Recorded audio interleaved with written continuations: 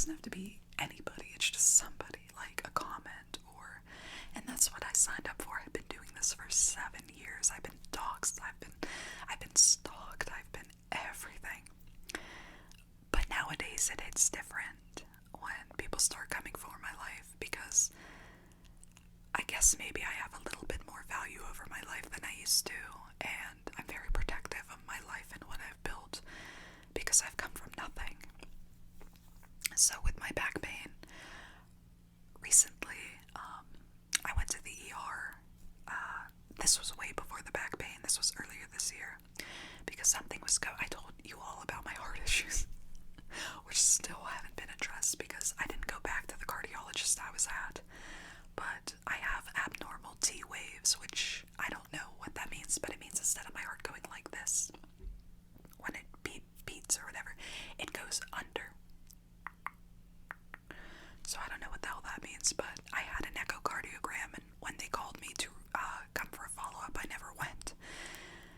And that leads me into there's so much going on. But anyway, I went to the ER one day, and they found blood in my urine, because usually if you go to the ER, they make you take a UA to see if anything's in your urine or your blood or anything.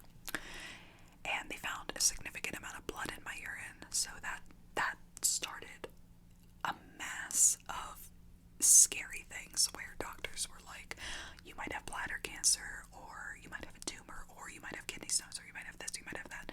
I've been to like 5 urology appointments in the past few months. I have been to OBGYNs. I've had the scope done, a cystoscopy.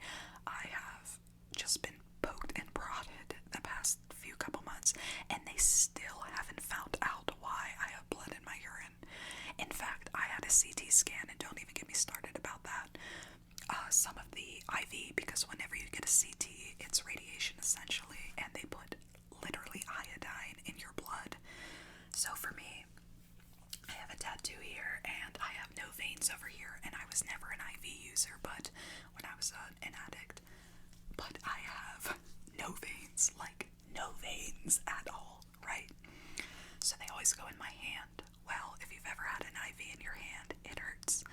And what hurts even worse about a CT scan is the iodine they shoot into your veins, because they have to do it very quickly to make sure it doesn't, what is that, like backwash or whatever, it doesn't come out. They have to make sure it goes in for the CT, which is a CAT scan, by the way.